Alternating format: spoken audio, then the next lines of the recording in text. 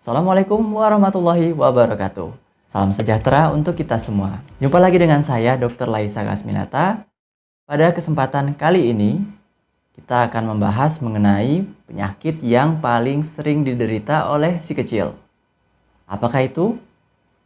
Ya, itu adalah penyakit diare. Nah, sebelum kita memasuki pembahasannya, jangan lupa bagi teman-teman untuk like, komen, dan juga subscribe. Dan jangan lupa tekan tombol loncengnya agar teman-teman tahu informasi video terbaru dari channel dokterku. Kemudian jangan lupa untuk membagikannya, share ke teman-teman yang lain agar tahu juga informasi yang telah kita dapatkan di sini. Teman-teman yang merupakan ibu muda yang baru punya si kecil di rumah, mungkin pernah mengalami seperti ini ya. Si kecil yang biasanya aktif tiba-tiba mencret, kemudian dia rewel, nggak nafsu makan, bahkan bisa disertai dengan demam, kemudian dia muntah. Dan tentunya kondisi seperti ini akan membuat ibu menjadi cemas dan panik tentunya ya. Namun berbeda halnya ketika hal ini dialami oleh ibu yang sudah berpengalaman, udah punya 2 anak atau lebih. Tentunya mereka lebih tenang menghadapinya ya. Saya pernah bertanya-tanya pada ibu-ibu yang mungkin saya temui dalam praktek sehari-hari saya. Ibu pertama yang saya tanyain tentang penanganan diare di rumah akan menjawab seperti ini. Dok, kalau saya anak diare di rumah, itu saya kasih obat anti diare dok. Itu efektif sekali dok, langsung mampet diarenya. Kemudian ibu kedua menjawab seperti ini. Kalau saya dok, saya kasih daun jambu biji yang dikunyah-kunyah, terus kasih sama si kecil. Nah itu selesai tuh, nggak BAB lagi mencret. Kemudian ibu yang ketiga memberikan teh pahit kepada si kecil. Ini juga diklaim mampu mengatasi diare. Namun apakah semua cara yang disebutkan ketiga ibu tadi dapat mengatasi diare secara tepat dan benar? Cari tahu jawabannya di video ini, jangan di skip ya.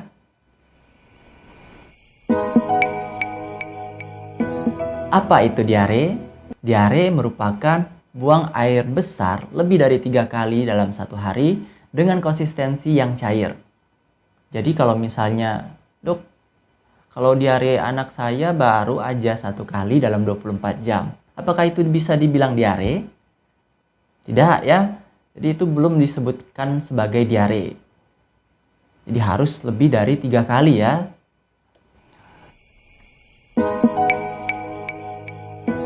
Kemudian setelah tahu apa itu definisi diare, kita harus tahu juga apa sih gejala dari diare.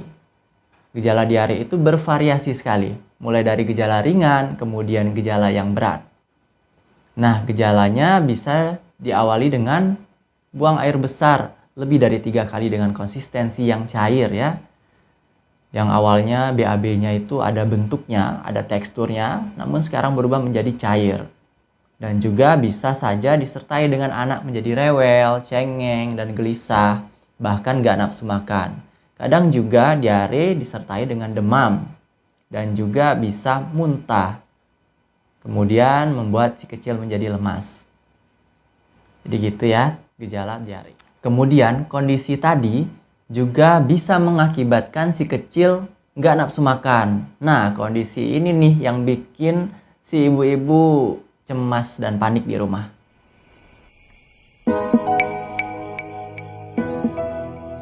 Oke, kita udah tahu gejalanya. Kita lanjut ke bagaimana penanganannya di rumah. Jadi di rumah ini harus ibu-ibu tahu ya penanganan awalnya.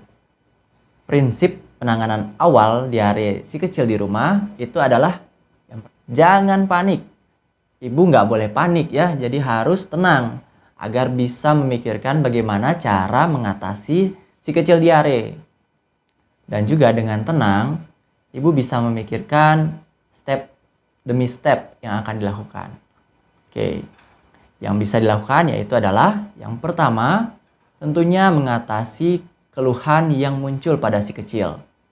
Apabila si kecil diare, ini yang paling penting yaitu adalah mengganti cairan tubuh yang keluar lewat diare.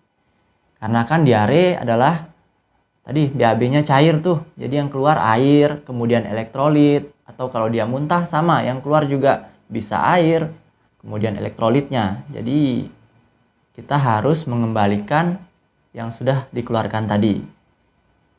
Secara teori, pengembalian cairan yang paling baik sampai saat ini adalah pemberian oralit. Nah, sudah tahu ya cara pembuatan oralit di rumah, yaitu dengan menggunakan 1 sachet oralit dicampurkan dengan air masak 1 gelas belimbing atau setara dengan 200 ml air. Nah, aduk rata kemudian berikan pada si kecil yang mencret setiap kali mencret. Terus bakal ada yang nanya nih, "Dok, gimana ya dok kalau misalnya di rumah saya nggak punya tuh dok oralit yang instan?" Tenang ya, ibu-ibu nggak boleh panik juga. Ibu bisa dengan gampang sekali membuat oralit rumahan, yaitu dengan bahan-bahan yang terdapat di dapur, seperti gula dan garam. Tentunya pasti nggak ada yang nggak punya ya. Gampang banget buatnya, yaitu dengan sama ya, 200 cc air masak dicampurkan dengan 1 sendok makan gula, kemudian dicampur dengan seujung sendok teh garam. Aduk rata, sama berikan aja pada saat si kecil diare. Oke. Dan pemberian air tajin, air kuah sayuran maupun kuah sop itu juga baik sekali untuk menggantikan cairan tubuh serta elektrolit yang keluar dari tubuh si kecil. Ibu juga bisa memberikan probiotik untuk membantu proses penyembuhan anak yang mengalami diare. Pertanyaan selanjutnya yang muncul, "Dok, kapan ya membawa si kecil ke fasilitas kesehatan seperti di puskesmas, klinik, ataupun ke rumah sakit?" Nah, selama pandemi ini tentunya keputusan untuk membawa si kecil ke fasilitas kesehatan menjadi suatu pilihan yang berat dan tentunya harus lewat pertimbangan yang matang. Ada beberapa kondisi di mana si kecil diare itu wajib dibawa ke fasilitas kesehatan. Misalnya, kalau si kecil sudah mengalami diare dan sudah ditangani dengan tips yang dilakukan di atas, namun 1 kali 24 jam tidak ada perubahan, nah itu sudah merupakan tanda untuk dibawa ke fasilitas kesehatan ya Bunda. Kemudian, jika demamnya tinggi, lalu disertai dengan kejang, bisa muntah, sampai membuat si kecil nggak nafsu makan, bahkan juga si kecil mengantuk. Nah ini ya, ibu jangan tenang-tenang aja kalau anaknya ini mengantuk. Karena bisa jadi ini merupakan tanda dehidrasi berat. Saya ajarkan tips untuk menilai apakah si kecil mengalami dehidrasi berat atau tidak. Yaitu pertama, ibu buka dulu pakaian si kecil, lalu posisikan terlentang. Dan dengan ujung jari telunjuk dan juga jempol, cubit bagian perut si kecil, tekan agak sedikit dalam selama 2 detik, kemudian angkat jepitannya dan perhatikan. Hitung juga berapa detik waktu yang dibutuhkan oleh kulit untuk kembali pada kondisi semula. Apabila lebih dari 2 detik, itu sudah menjadi ini ya, di kondisi dehidrasi berat berarti pada si kecil. Itu harus cepat sekali dibawa ke IGD untuk mendapatkan penanganan cepat. Untuk kondisi diare ini, biasanya dokter di fasilitas kesehatan akan memberikan beberapa pengobatan seperti ada zinc, diberikan selama 10 hari sesuai dengan usia si kecil, kemudian oralit, obat penurun panas jika demam, kemudian antibiotik sesuai dengan indikasi.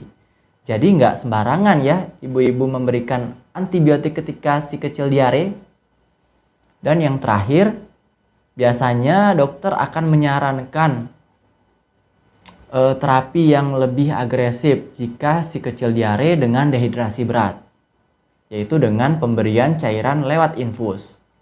Jadi udah nggak tercukupin lagi nih cairannya lewat mulut, jadi harus dimasukkan langsung ke pembuluh darah si kecil. Selanjutnya, ini jawaban dari pertanyaan di awal tadi. Boleh nggak dilakukan terapi atau tips yang ibu-ibu yang udah sampaikan di awal? Misalnya, ibu yang pertama tadi memberikan obat anti diare pada si kecil yang diare. Boleh nggak, Dok? Nggak boleh jawaban saya. Kenapa demikian? Karena obat anti diare tidak boleh diberikan pada si kecil di bawah usia 12 tahun. Itu meningkatkan resiko terjadinya dehidrasi berat. Karena nanti obat diare itu akan menyerap cairan yang ada di saluran pencernaan. Dan juga bisa saja mengakibatkan saluran pencernaan si kecil bermasalah. Karena kan dia masih dalam masa pertumbuhan nih, dikasih obat anti diare, malah nanti ususnya akan terpuntir. Dan itu mengakibatkan sumbatan. Nantinya pengobatannya yang hanya cuma butuh oralit, malah butuh operasi, Bu. Bahaya. Oke, ibu yang kedua tadi ya, diberikan daun jambu biji dan juga teh kelat. Nah, ini juga nggak boleh, karena sama saja ya, prinsip dari pemberian bahan-bahan ini adalah untuk menyerap cairan tadi ya, biar dia nggak cair BAB-nya. Ini nggak boleh. Karena pada dasarnya menurut penelitian diare pada si kecil cukup diberikan oralit dengan cairan yang tercukupi dan elektrolit yang cukup, si kecil akan berhenti sendiri diarenya. Nggak perlu dikasih yang macam-macam. Oke, udah tahu ya apa saja yang boleh dilakukan selama si kecil diare. Nah, mudah-mudahan nanti ibu-ibu dapat melakukan tips ini di rumah, udah nggak panik lagi dengan kondisi si kecil yang diare, karena udah tahu, udah ada tips dari dokterku. Semoga dapat bermanfaat semua tips yang saya berikan. Jangan lupa untuk share ya video ini ke teman-teman yang lain agar mereka juga tahu apa yang kita tahu. Dan juga mohon doa restunya untuk channel ini agar berkembang nantinya dan memberikan informasi yang bermanfaat bagi teman-teman semua. Sampai jumpa di video selanjutnya. Wassalamualaikum warahmatullahi wabarakatuh.